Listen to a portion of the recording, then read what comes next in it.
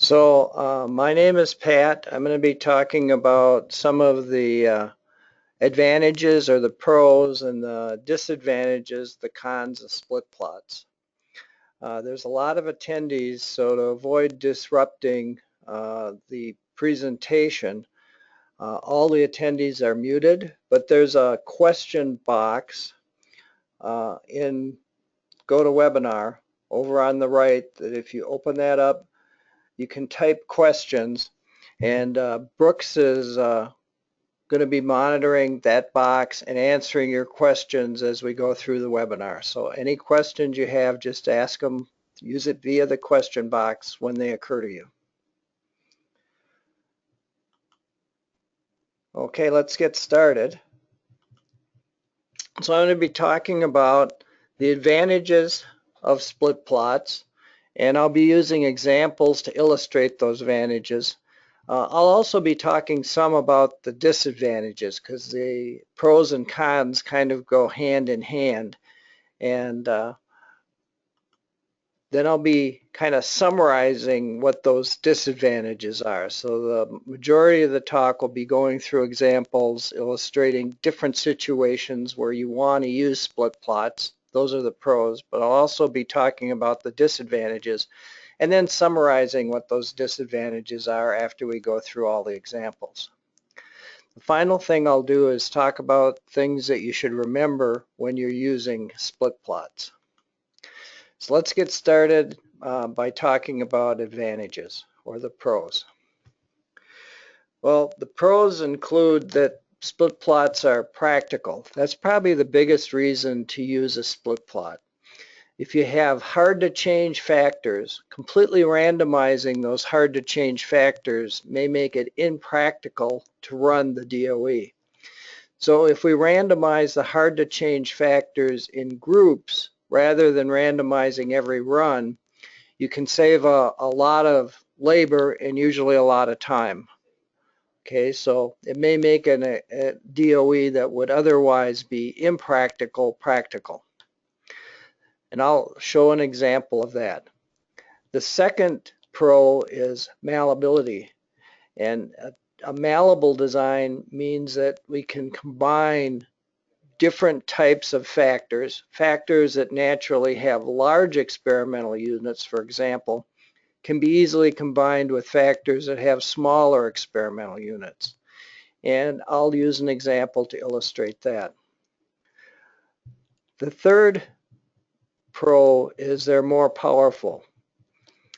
That means that the tests for the subplot factors, and the subplot factors are defined by the easy to change factors, generally have higher power than they would in a completely randomized design due to the partitioning of the variance. We'll actually see that in the first example and then follow up with another example to illustrate that. Adaptable, what we mean there is these can be used to introduce new treatments into an ongoing experiment. And so I'll use an example to illustrate that. Okay, probably the first and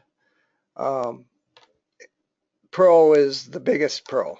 You know, they make experiments that otherwise would be impractical practical.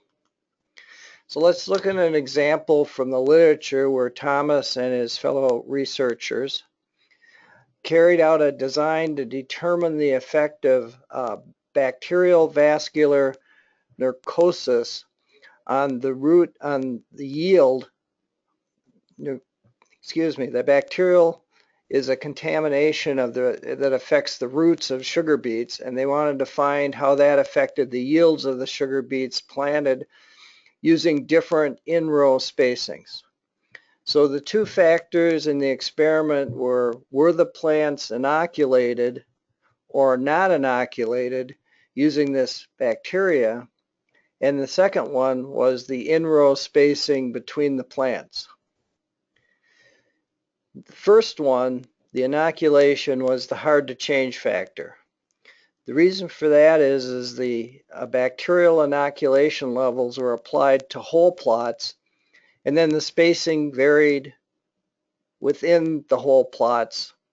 So the spacing was the subplot factor. So let's see how that works. So they actually ran 6 blocks. So you could think of those as 6 different farms in the counties. Okay, so those are 6 blocks they ran. So they replicated the experiment 6 times. Now within each block or on each farm, they had 2 plots of land.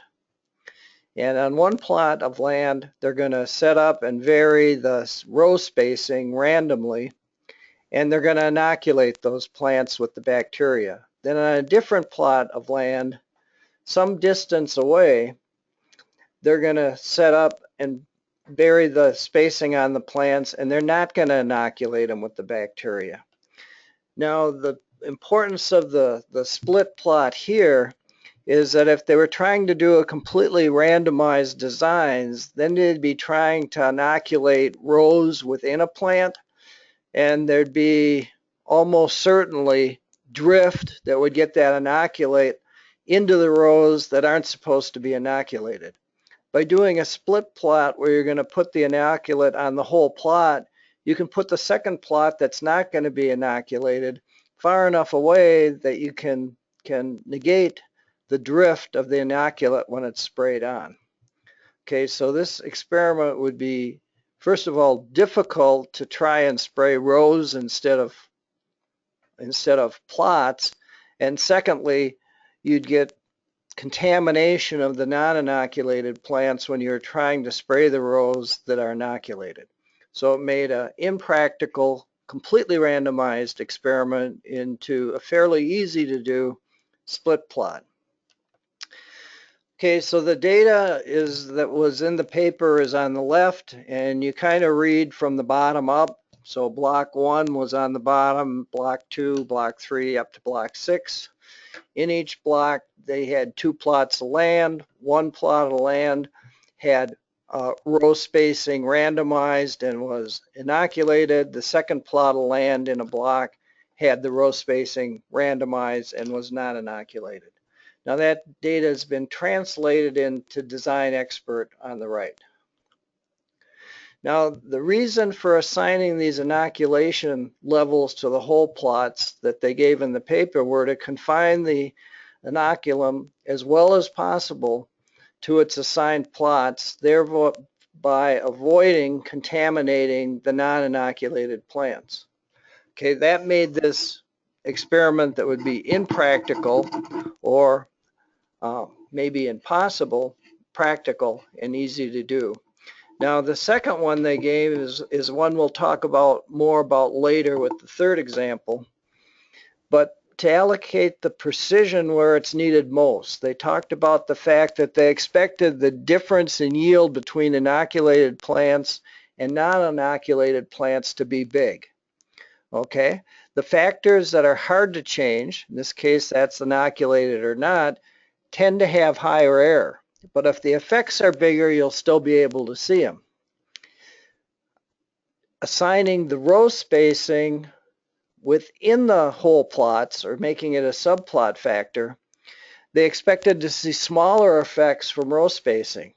Well, you're going to reduce the error for estimating the row spacing because within a plot, inoculate's held constant. It's either inoculated or not. All the rows in that plot see the same treatment. It's a constant. So you're removing the variability of whether you're going to inoculate or not from the error that's used to test the row spacing. Okay, so to sum this up, it's practical. You avoid the cross-contamination. It's more powerful in that we have a larger error with the effect that's expected to be bigger, inoculate versus non-inoculate, and a smaller error associated with the factor where the differences are expected to be smaller, that is the in-row spacing. Okay, let's look at this in Design Expert. Okay, so here's the same design you just saw on the right side of the previous slide, and it's just got the 6 blocks. And you can see within the blocks you've got groups, so the groups are the subplots, and you can see within a group it's either inoculated, the whole group's inoculated, or it's not inoculated. Okay, within the groups, you've got the row spacing, and that's randomized from group to group. Okay, whether it's inoculated or not is randomized in each pair. Then you've got the yields. Now let's analyze this. And so we have to pick a model. So we're going to start out with, since this experiment was replicated, we have an estimate of error, so we can pick the full model with factor A, the effect of the inoculation or not inoculated with the bacterium, the row spacing, factor B, and then the interaction between A and B. A notation we've adopted in Design Expert is, since we've always used capital letters for the completely randomized designs, when you have a factor where the randomization is restricted, which is the hard to change factor, we use a small letter. So you can see we're using a small a and a large B. Let's look at the analysis of variance. This is like the analysis of variance you're already familiar with if you do regular DOE, except it's like two analysis of variance. There's different error terms that are associated with the whole plots and the subplots. The whole plot error contains both the error of trying to set factor A and the error of trying to set factor B, because they're both varying between whole plots. Factor A is varying between whole plots and factor B is varying within the whole plot. So it has a larger error term. But you can see the effect for inoculated versus non-inoculated with an F value of 156 is a really large effect, just as they expected. Within the subplot, well, with any given subplot, factor A is held constant. So now you only have the error that's associated with the trying to replicate the row spacing. So that has a smaller error term. Okay, and you can see that the spacing is also significant, and that the interaction of the bacterium, inoculated or not, and the row spacing, that interaction is also significant. Okay, let's continue on. Let's look at the diagnostics. The diagnostics are treated the same as if this was an ordinary design, except there's a few that are missing. But the residuals should be normally distributed. We can see that they are. We should have constant variance. So first of all, we don't see anything outside the limits. We see that the error is fairly constant within. There's one point that might look a little bit off, but it's still in the limits. The other thing you got to recognize is, notice there's a fairly large cluster of points over there on the right. And when you're looking at variation spread or range is a biased statistic. It tends to get larger as the sample size gets larger, so that might explain that point as well. Then we got the residuals versus run order. That looks fine. Residual versus predicted. What we're looking for here is that we get unbiased predictions. That is, the predicted values are centered on the line, the 45-degree line drawn on the plot of actuals versus predicted. We can see that line is going through the center of the data, so we're getting unbiased predictions. And the box Cox, you'll have to wait till version 10 comes out to see that. That'll be an added tool in version 10. Now let's look at the model graphs. And on our model graphs, we've got the whether we're inoculated or not, and then we've got the 4 different row spacings. I think this would be easier to look at if we put the 4 different row spacings on the x-axis and have two lines for whether it's inoculated or not. So I'm going to right-click on the factors tool on row spacing. I'm going to make that the x1 axis. Okay, now we can see what's going on. Is obviously you've got higher yields when the plants, or the red is no inoculation. We've got higher yields when the plants are not inoculated with the bacterium. We've got lower yields when they are. And then we can see the effect of row spacing. It looks like if the rows are too close together when they're not inoculated, that hurts the yield. But once you've got enough row spacing, it looks fairly constant, pretty flat line. However, and this is where the interaction comes in, the behavior is different when you have the bacterium. Looks like the rows that are further apart actually have lower yields. You'll have to talk to an agronomist if you want to know if that makes sense, but that seems to be pretty consistent because this experiment, remember, each one of the combinations was run 6 times with the 6 blocks. So it's probably true. I just don't understand it, but that's fine. Okay, so that's an example of a split plot, and what we did here was, again, we blocked on, in this case I said farm, within the county, so we used 6 different farms. On each of those farms we had 2 different plots. On one plot we planted plants where we did not introduce the bacteria. On the other plot, far enough away that when we sprayed the bacteria onto the plants, it wouldn't drift onto the non-inoculated ones. We had plants where we put the bacteria on, and then within each of those plots, we tried the 4 combinations of row spacing, completely randomized within the whole plots. Okay, if you think about it, you might be able to think of some factors in your process that are hard to change versus factors that are easy to change. For example, on an oven,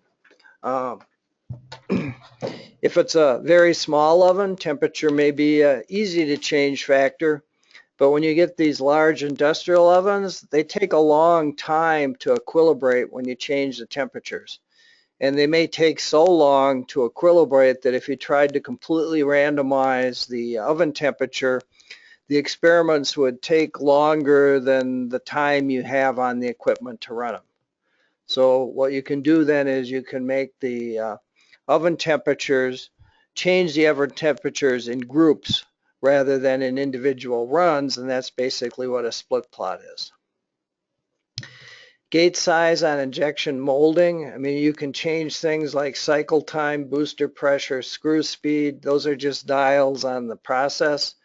But when you want to change the gate size, you have to physically tear it down and either modify the gate or put a different mold in with a different gate size, and that again lengthens the experiments. Mechanical components, we use this one because we helped a company that was trying to study the effect of different factors on fuel economy, and things they were looking at were using 2 different transmissions, and they actually physically swapped the transmissions out in the truck, so they'd be using the same,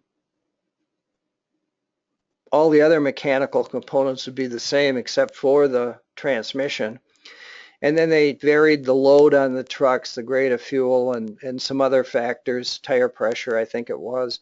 And those were easy to change, but swapping out the transmissions was very hard to change. So that became the hard to change factor in setting up the split plot.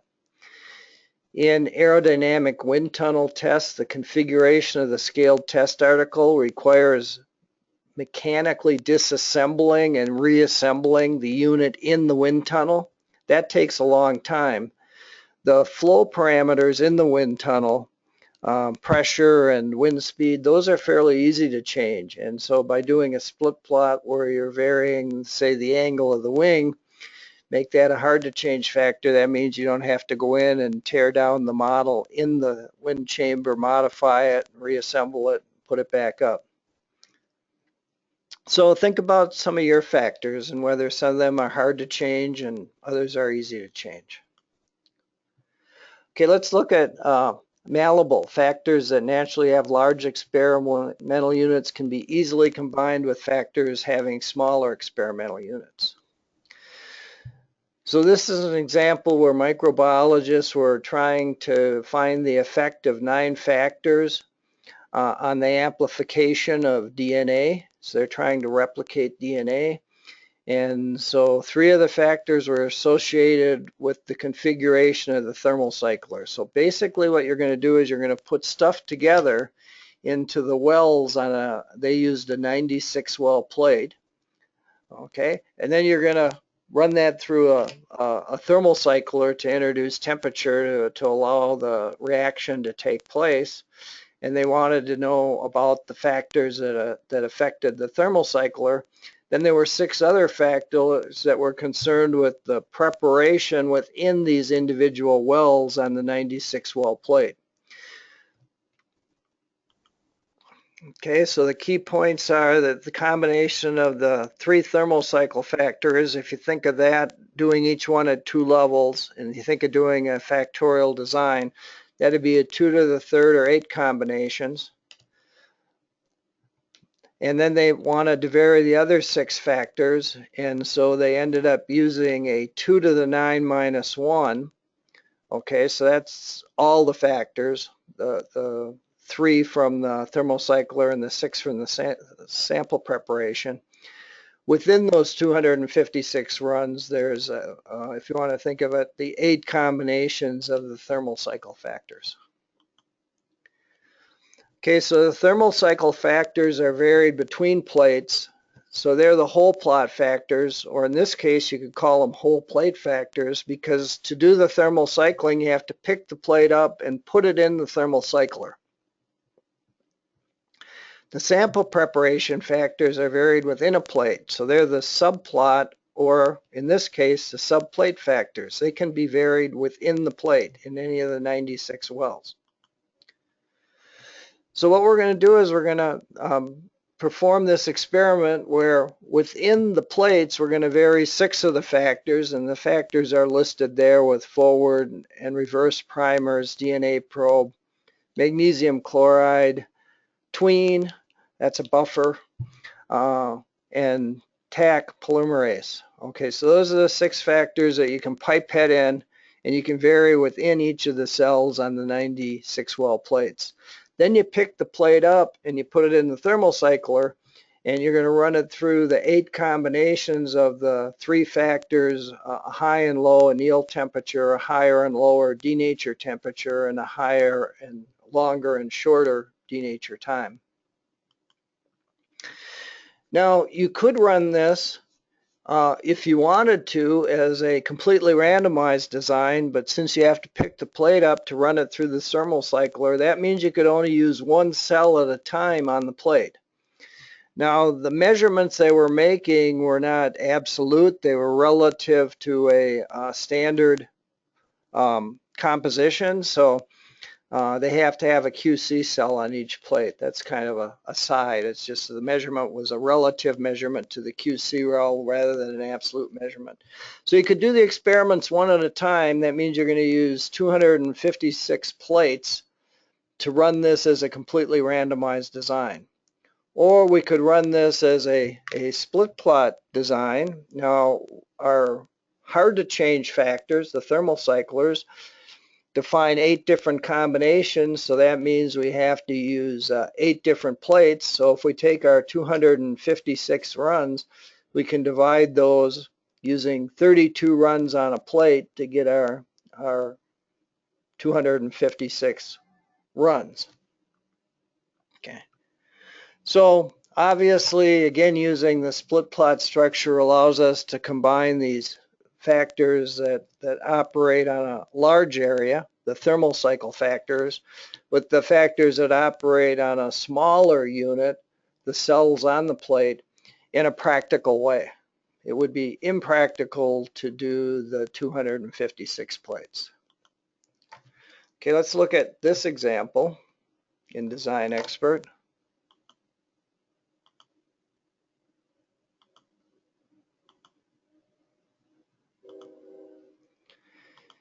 Now, since this is a 2-level design, we can use the half normal plots, but again, remember we have like 2 separate error terms. We have a smaller error term that's associated with the subplot because the thermal cycle factors are held constant for any one plate, and the factors are varying within the plate. So you only have the factor variation here. We can go in and select our, select them all at once. You can select your effects, and we can see that several of the subplot factors, remember they're the capital letters, are significant. And you can see the interaction between a whole plot factor and a subplot factor here. Now, the terms that have the error of the subplot factors, the smaller error terms are, of course, the subplot factors themselves and the interactions of the subplot factors with each other. But what might not be obvious till you think about it a bit, the interactions between the whole plot factors and the subplot factors also have that smaller error term. Okay, so they appear on here. But now when I go to the whole plot, it's telling me that I need A for this interaction, so I'll say yes. And so you can see A is automatically selected.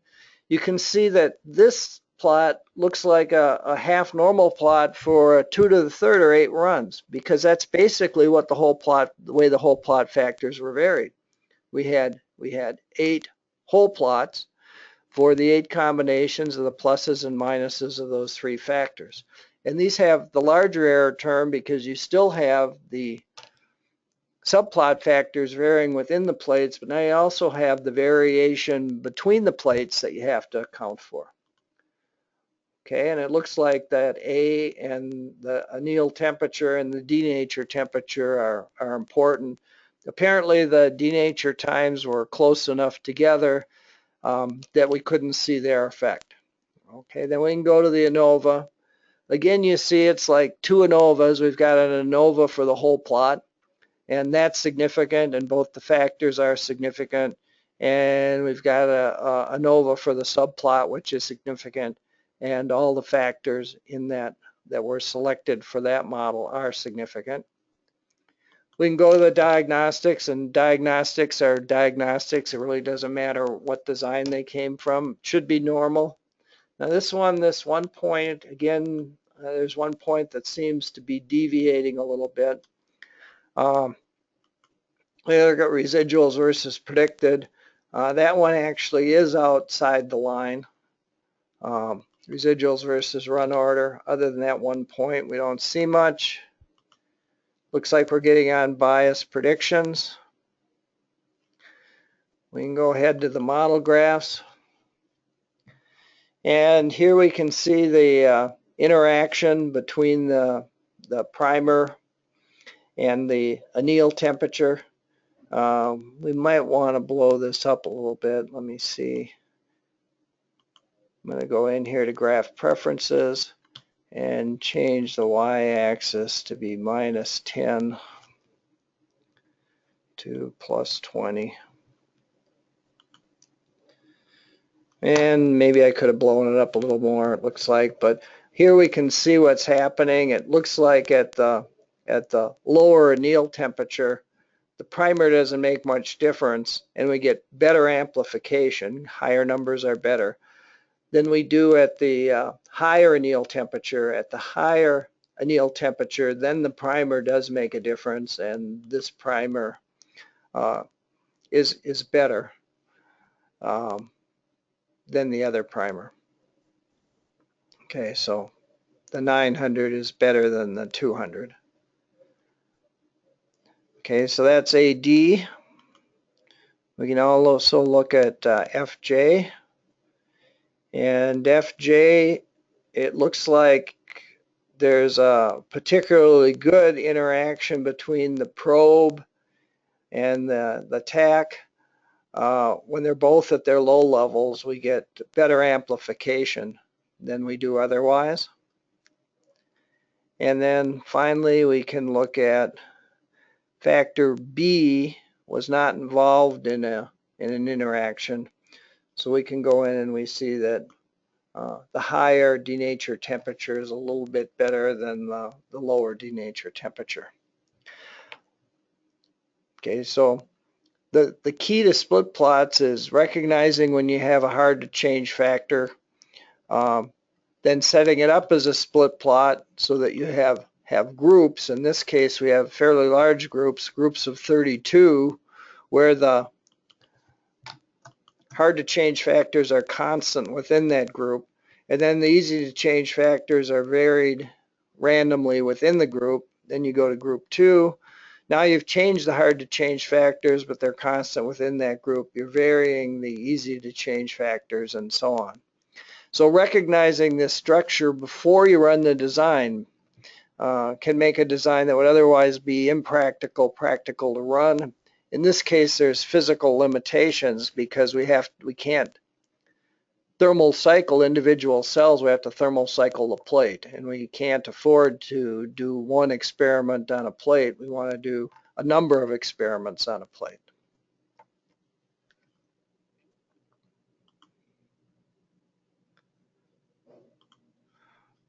Okay, so let's look at the third example, which is going to highlight this feature that they mentioned in the first example and is present in all split plots, that the subplot factors, the easy to change factors, generally have higher power due to the partitioning of the variance, and that was mentioned by the authors of the sugar beet root rot study.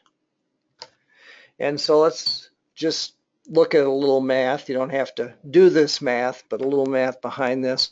When changing the hard to change factors causes more error or increases the variance more than what would occur when changing the easy to change factor, a split plot's more precise than a completely randomized design would be for the subplot factors. Now the opposite is true for the hard to change factors. You're losing some power on the hard to change factors.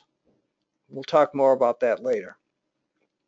Now the subplot factors, the subplot factor by subplot factor interactions, and the subplot factor by whole plot factor interactions all have this reduced error term. So if you think of the variation that's caused by resetting the hard to change factors, that's the variation in the whole plot. Think of the variation that's caused by resetting the subplot factors, the easy to change factors, that's the subplot variation. If this ratio is greater than 1, you can kind of see what happens. The easy to change factors, the hard to change factors are held constant in the subplots. They get only the subplot error. The hard to change factors, their error is going to include both of these, because between whole plots, both of these things are changing. So the bigger this ratio gets, the more power you'd get for the subplot factors over a completely randomized design. In a completely randomized design, all the factors would have this error. Okay, so Biscard and his co-authors discussed a DOE that was carried out to determine the effects of plasma on paper type, and their response was the wettability of the paper. So they had 4 factors that were the settings on the plasma chamber, and they had one easy to change factor, the paper type, and they looked at 2 paper types. The reason the paper type was easy to change is the chamber was large enough to accommodate both 2 pieces of paper at the same time. So they could set up the chamber, put both pieces of paper in, and run it. Okay, then go set up the chamber again, put both pieces of paper in and run it. So you can see here you've got the 4 hard to change factors defining the groups or the whole plots, and within each group you randomize the position of where you put the paper in the chamber, the 2 positions in the paper, 2 positions in the chamber where you can put the paper in. Then you measure the contact angle. Okay, I'm not going to do any more with Design Expert, but just show output.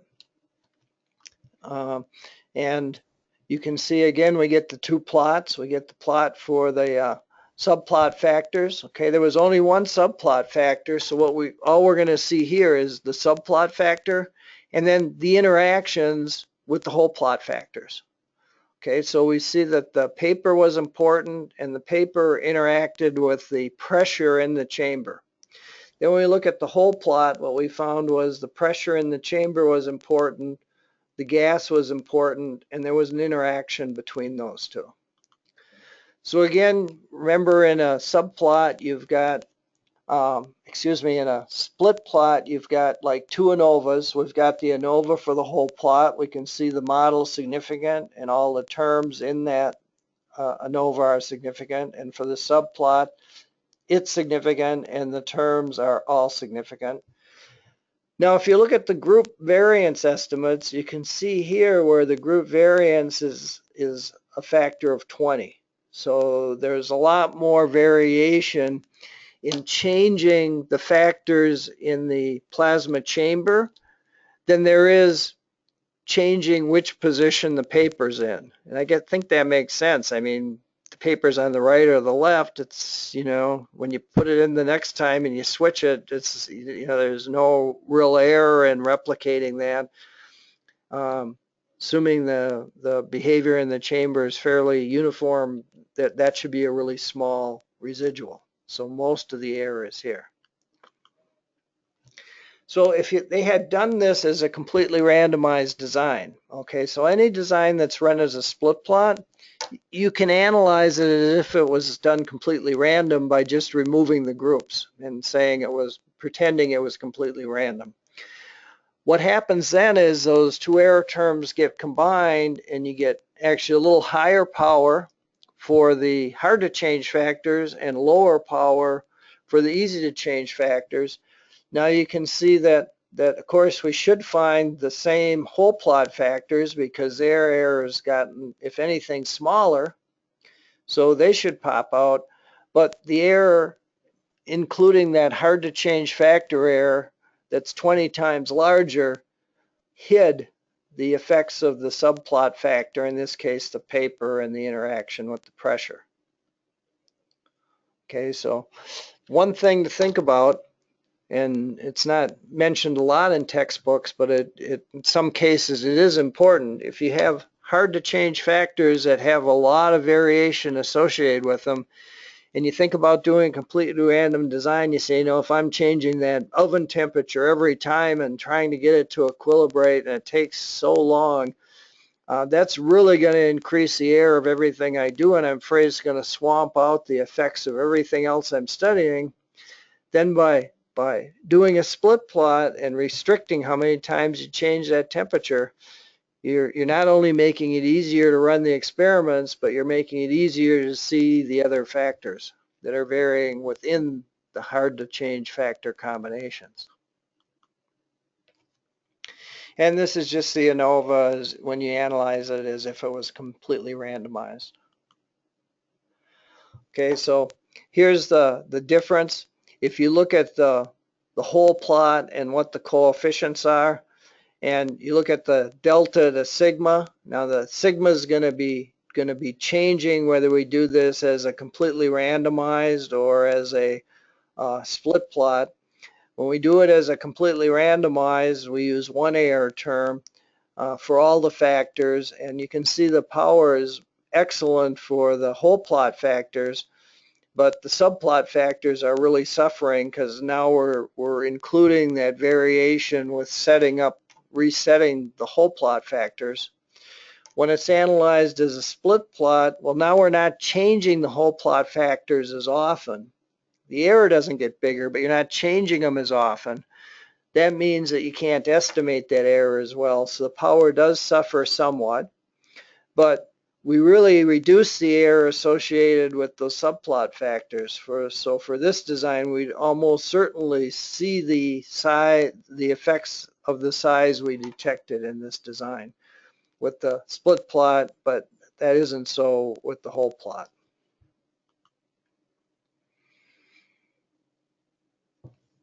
Okay, so just a quick example. If I go open that design,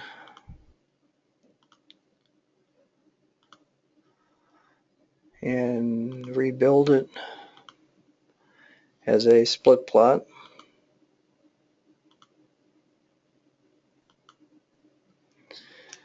Now I didn't put in the same size effects, but you can see when you build a design with Design Expert, it's always going to tell you what the power is if you do it as a split plot and what that power would be if you do it as a completely randomized design. Okay, and you can, these are really big effects, so they're pretty easy to see no matter what, but you can use that in making your decision as to whether you want to use a split plot or not. Okay, the final pro I'm going to talk about is adaptability. And I'm going to use an example. We're going to introduce a new factor into an experiment that's already in progress. And so what we're looking at was a single solvent recrystallization. So a mixture of compound A, which contains an impurity of B, are dissolved in a small amount of hot solvent, enough to fully dissolve the mixture, making a saturated solution. The solution is then cooled, and as the solution cools, the solubility of the compounds in the solutions drops. This results in the desired compound dropping out, recrystallizing from the solution. So you might have a compound that you're trying to purify, and there's some organic impurities in there. You could maybe dissolve this in an organic solvent, and when you recrystallize it, the compound would drop out and the impurities would remain suspended or dissolved rather in the solution, and you can purify things that way. So the crystals of compound A are then recovered in a centrifuge. So a DOE is run to determine the effects of solvent, recrystallization temperature, and recrystallization time on the recovery of compound A.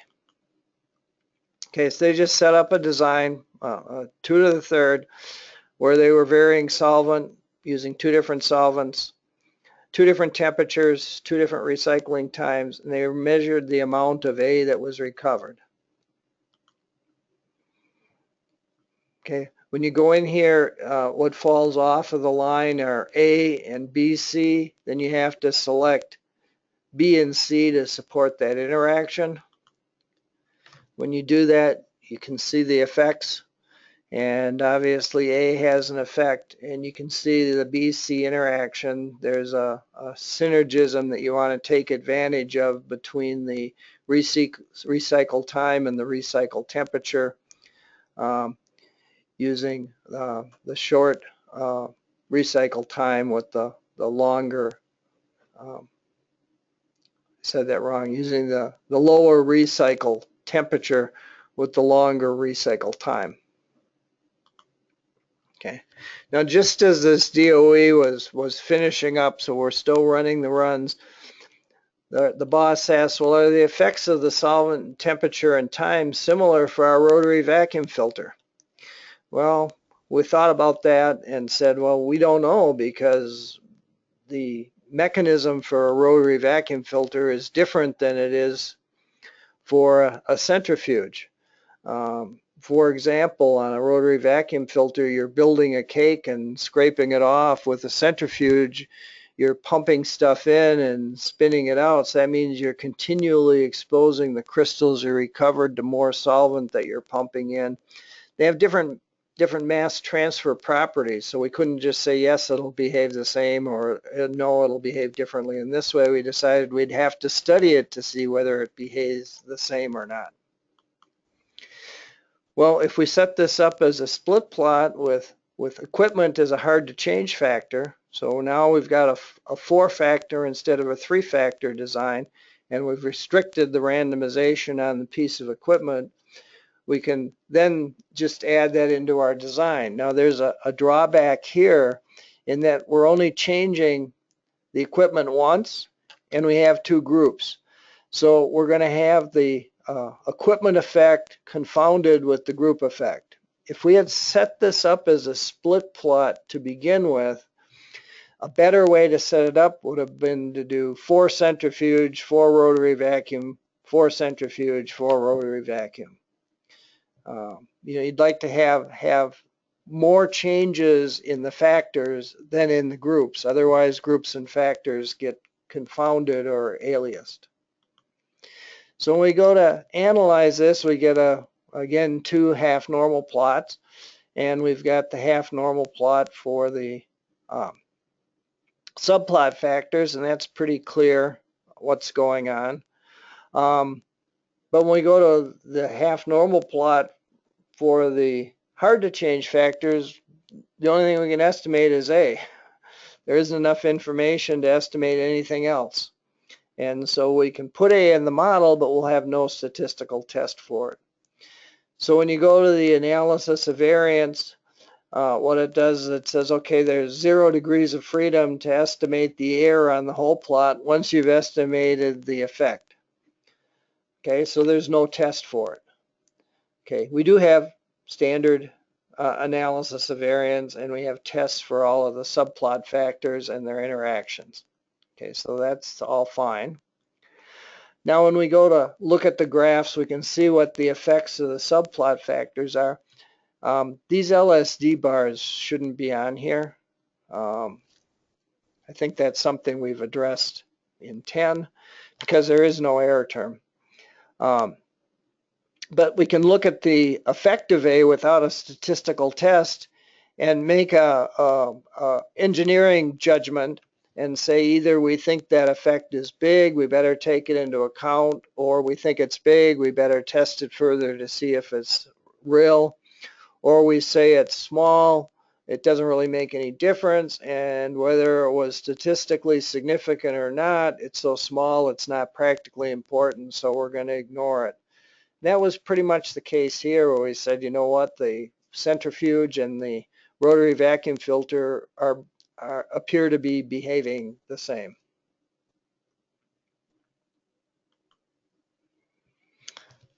Okay, so those are the pros. Now what are the disadvantages? We've been mentioning some of them as we went through these examples. The cons include for the hard to change factors, they're less powerful. In the case of the last case we looked at, the power was 0. There was no statistical test to tell us whether that effect of A was real or not. We just had to make a guess based on the size we saw. Okay, so having a large variance to test against comes from having fewer changes. Right, we're restricting the randomization. You think in the last case we only changed it once, so we don't really know. We can estimate the effect of A, but is that because A had an effect, or is it because there were two different groups that, you know, anytime you ran something twice, you're going to get different answers? Is that because A had an effect, or just because we ran it twice? That's where I said it would have been better if we had done 4 groups with A, then we could have actually had a test for A. On familiarity, this used to be a big problem in that the split plots, you know, you have to go in and you actually have to calculate what the variance is for the 2 different parts of it. You get a different variance for A for the hard to change factors that's larger, and a smaller variance for the easy to change factors. This used to be a big problem. That's largely been mitigated by modern software. So, you know, we didn't really have to worry about that using Design Expert, and there's many other statistical packages that also take care of that problem for us. So that's not as much of a concern as it used to be. They are different. The hard to change factors and the easy to change factors get tested against different noise terms. This can result in large whole plot factor effects not being statistically significant. So you can see a large effect on a whole plot factor, and when you test it, it's not statistically significant because the power is very low for the whole plot factors. Whereas small subplot factors, because of the reduced error, in many cases could be statistically significant, even though the effects are so small they're not practically important. Now, to some extent, this occurs with all DOEs, okay, but it's exacerbated in the split plot case. So it's just something you have to be aware of. Things to remember when you're doing a split plot are The reason split plot designs are used are to reduce effort, making it easier to run a DOE. I don't think you want to go too far on this. If you can practically do a completely randomized design, that's what I would do. If it's impractical to do the completely randomized design, then I'd think about a split plot. Not randomizing the groups increases the risk of confounding the group effect with a lurking variable. For example, in that last example we looked at where we added the equipment, if factor A had a big effect, in this case it didn't have much of an effect, but what if it had a big effect? All we know is that something was different between group 1 and group 2, and we could assign that difference to factor A. But what if we did the centrifuge on week 1 and we did the rotary vacuum filter on week 2, and there was something else that changed, some lurking variable that we didn't know about that affected the results from this experiment? It would look like a factor A effect. Of course, if it had been completely randomized, that wouldn't have been the issue. When group changes occur, factors that are not changed should always be reset. This is true with any DOE. When you go in and you make a run and you got high temperature, short time, high pressure, then you do the next run, it's got high temperature and settings for pressure and time. The fact that the temperature was the same between the two runs doesn't mean you should just leave the temperature. It means you should reset it. But what that means is we don't control temperature. We control the set point of temperature. And there's a variation around achieving that set point. Every time we turn the knob and turn it back, that induces some variation. We want to capture that in the DOE, so we're doing proper tests to see whether the effects are real or not. And so you should always be turning your factors back to a nominal value and then resetting them. Now, when you're doing a completely randomized design, that's still the guiding principle, but the consequences of not doing that are not as large because you're doing so many changes generally. When you're doing a split plot where now we're restricting the randomization and there's a minimum or minimal number of changes in the settings of the hard to change factors, it becomes a real issue. So if the factors aren't reset, that actually introduces another restriction on the randomization, and people have looked at this, and the consequences can be quite dramatic if it's not accounted for. Careful consideration of the cost savings of a split plot design versus the loss of power to detect the hard to change factors should be one of the things you're weighing when you're deciding whether to use a split plot or not.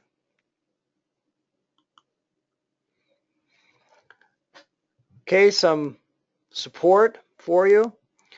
We have a lot of publications posted on our website, so if you go to our website, you can search those and find perhaps examples of DOEs that might relate to work you're doing. We have a triannual newsletter. You can look at old newsletters on our website or sign up on our website. Generally, these include information about what's happening at STADIs, but more importantly than that, we always try to include a kind of fun DOE example. So if you're not using DOE on a daily basis, you can look at these examples and at least keep your toe in the water so you don't forget everything you learned about DOE. The same goes for the bi-monthly DOE frequently asked questions email. And you can subscribe to that and again look at previous FAQ alerts on our website.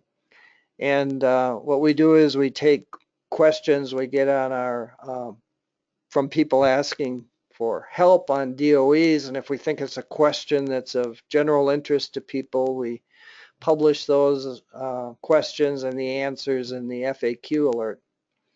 Again, it's the easy way to kind of keep a toe in the water on DOE if you're not using it all the time. And finally, we have a stats blog where you can blog with other States users and get opinions on DOEs you're running or questions you might have.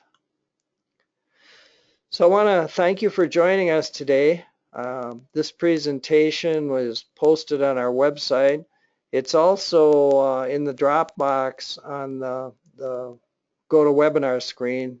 You can try downloading it from there. If you have any problems, you can go to our website and download it. If you have any additional questions after the webinar is over and your question box is gone, you can just send us an email at stathelp@states.com. So again, thank you for joining us, and I hope you got something out of the webinar.